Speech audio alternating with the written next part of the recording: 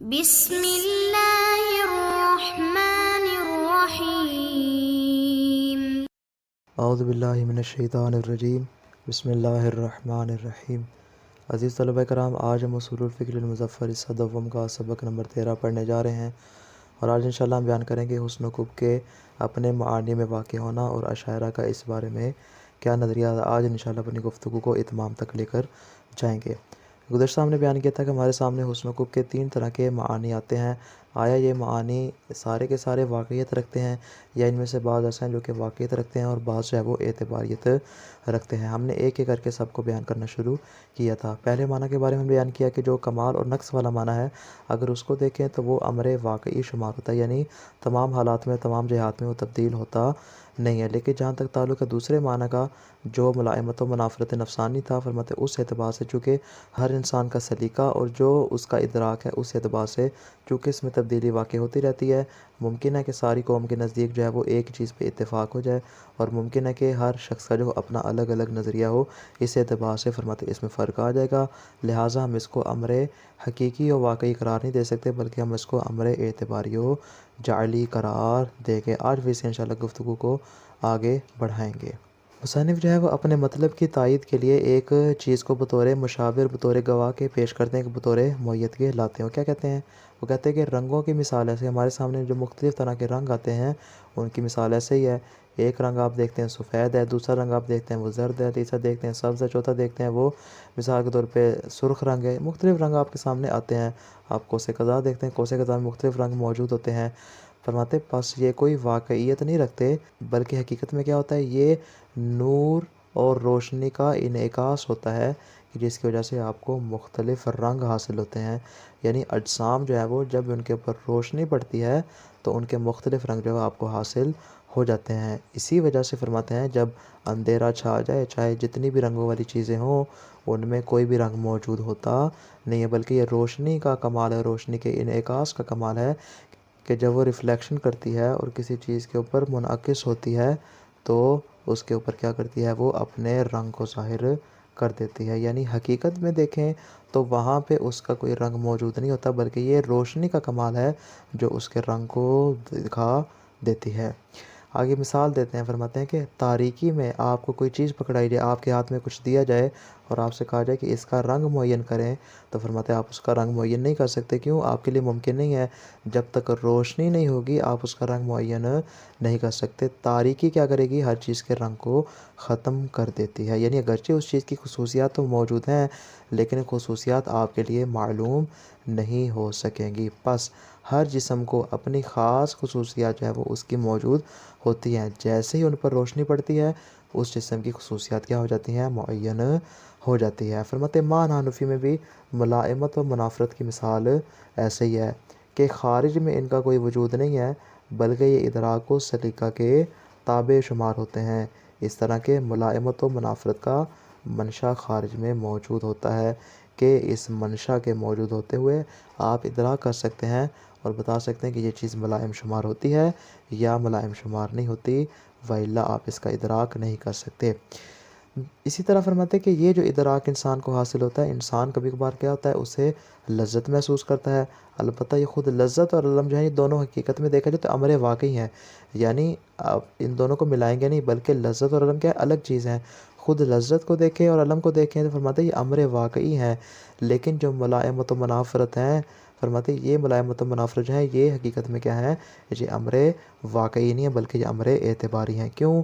اس لیے کہ جس لذت اور علم کی ہم بات کر رہے ہیں یہ وہ والی نہیں جو حسن و قبح کا معنی شمار ہوتے ہیں، بلکہ یہ اس کا نتیجہ ہے جو خارج میں آپ کو کسی چیز سے حاصل ہوتا ہے۔ آپ نے کوئی اچھا کھانا کھایا، آپ کو لذت محسوس ہوئی، آپ کے جسم پہ کوئی ضرب لگی، آپ کو اس سے علم محسوس ہوا۔ فرماتے ہیں اگرچہ وہ امر واقعی، لیکن ہم ان کی بات نہیں کر رہے، بلکہ ہم بات کر رہے ہیں اس ادراک کی جو ملائمت و منافرت سے انسان کو حاصل ہوتا ہے، جو ہم نے حسن و قبح میں قرار دیا تھا۔ بطور خلاصہ ہم یہ کہہ سکتے ہیں کہ انسان خارج میں موجود ہے، یعنی اس کا وجود خارجی امر واقعی ہے۔ لذت اور علم بھی خارج میں موجود ہے، ان کا بھی امر واقعی امر خارجی ہے۔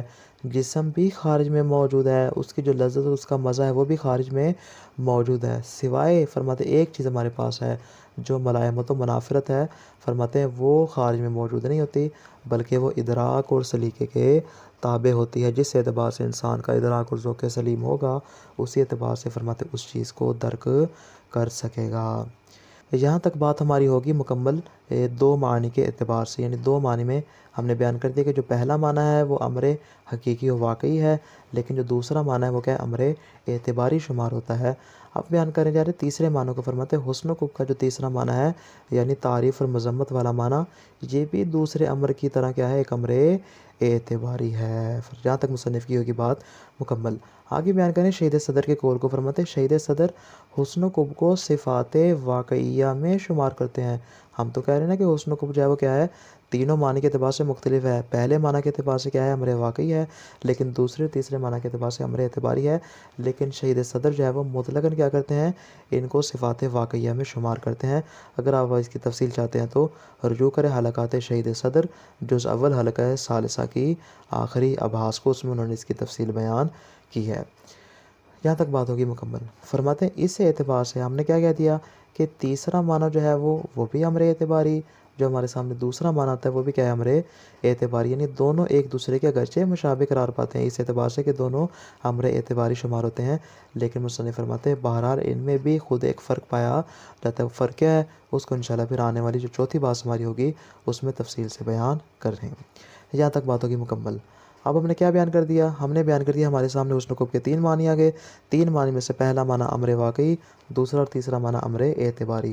اب بڑھتے ہیں کلام اشاعرہ کی جانب کہ اشاعرہ جو انکار کر رہے ہیں اور کہتے ہیں کہ عقل جب حسن و قبح کا درک نہیں کر سکتی، ان کی مراد کیا ہے؟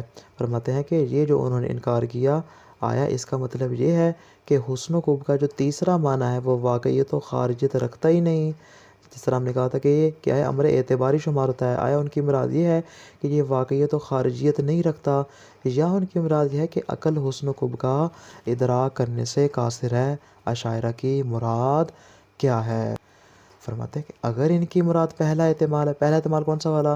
یعنی وہ اس کی واقعیت اور نفس الامریت کی نفی کر رہے ہیں اور اس کو اعتباری قرار دے رہے ہیں، فرماتے ہیں اگر تو ان کی یہ مراد ہے تو فرماتے ہیں ہم خود عدلیہ بھی اشاعرہ کے ساتھ ہیں، ان کا کلام صحیح ہے، لیکن فرماتے ہیں کہ اشاعرہ کے لیے بعید ہے کہ وہ اس احتمال کو مراد لے۔ کیوں؟ اس لیے کہ ہمارے پاس خود ان کے کلام سے دو دلیل ایسے موجود ہیں جو ثابت کرتی ہیں کہ وہ پہلا احتمال مراد نہیں لے رہے، پہلے احتمال کو وہ باطل قرار دے دیتی ہیں۔ پہلی دلیل کیا ہے؟ فرماتے ہیں اشاعرہ جو حسن و قبح کے منکر ہیں وہ کیا کہتے ہیں کہ جیسے ہی حکم شارع آ جائے گا، حکم شارع کے آنے کے بعد بعض افعال کے حسن اور بعض افعال کے قبح کے وہ کیا ہو جاتے ہیں؟ قائل ہو جاتے ہیں، یعنی حکم عقل کی جو ہے وہ حاکم نہیں ہوگی، لیکن جب حکم شارع آ جائے گا ہم کیا کر دیں گے؟ بعض افعال کے حسن اور بعض افعال کے قبح کے قائل ہو جائیں گے، حالانکہ شارع جو امر دے رہا ہے وہ امر واقعی نہیں ہوتا بلکہ امر اعتباری ہوتا ہے۔ تو اس کا مطلب ہے کہ وہ یہاں پہ امر واقعی کی بات نہیں کر رہے، واقعیت کی نفی کی بات نہیں کر رہے، بلکہ فرماتے ہیں کوئی اس کے قائل ہی نہیں ہے۔ اسی طرح فرماتے ہیں کہ اشاعرہ خود اس بات کے قائل ہیں کہ خدا تعالیٰ کی جو معرفت کا واجب ہونا اور اس کے امر کی اطاعت کرنا، فرماتے ہیں یہ خود کیا ہیں؟ یہ امر شرعی ہیں نہ کہ امر عقلی، یعنی شارع نے اس کو ہمارے اوپر واجب قرار دیا، ہماری عقل نے ہمارے اوپر معرفت اور اطاعت کو واجب قرار نہیں دیا۔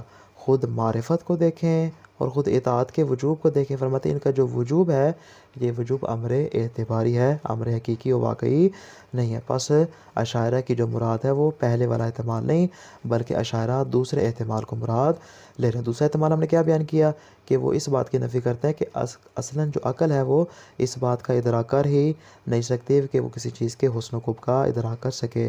فرماتے ہیں اگر تو اشاعرہ کی مراد یہ ہو کہ عقل انسانی حسن و قبح کا ادراک نہیں کر سکتی تو ان کا یہ قول باطل ہے۔ اس کے بطلان کو انشاءاللہ ہم آگے بیان کریں گے اور بتائیں گے کہ حق جو ہے وہ عدلیہ والے قول کے ساتھ ہے، اشاعرہ والا قول باطل ہے۔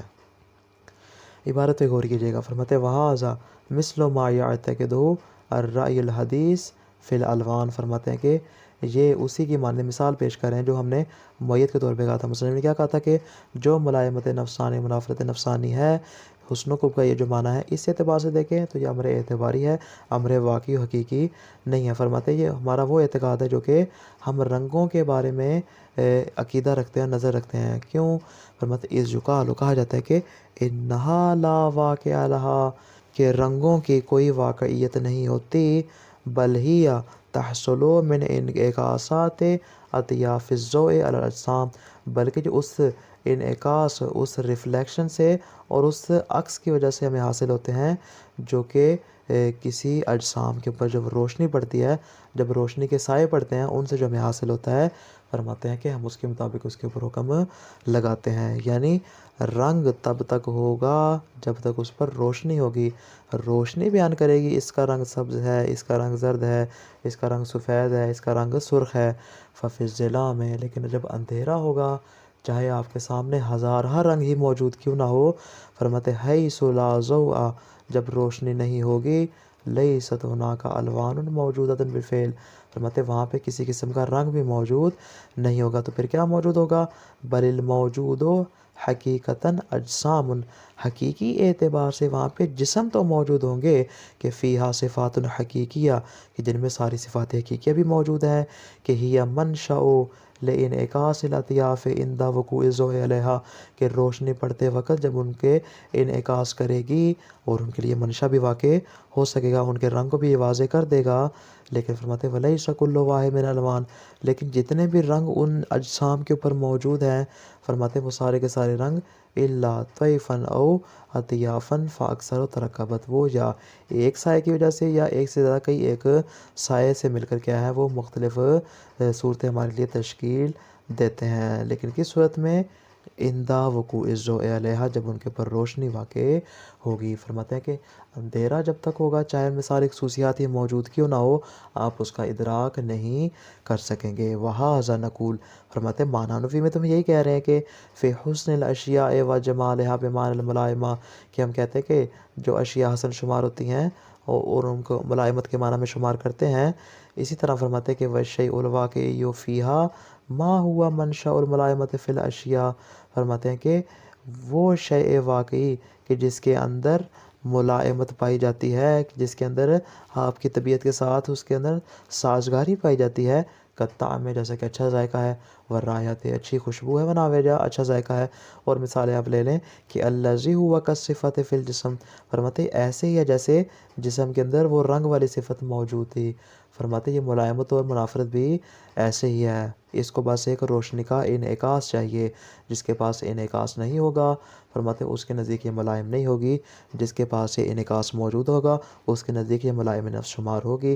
استکون و منشأ لانعکاس اطیاف الضوء، فرماتے ہیں کہ یہ صرف روشنی کے انعکاس کا منشا قرار پاتی ہے، کہ اس پہ روشنی پڑنے کی ضرورت ہے تاکہ آپ کے لیے ملائمت و منافرت واضح ہو سکے، والا یہ واضح نہیں ہوگی۔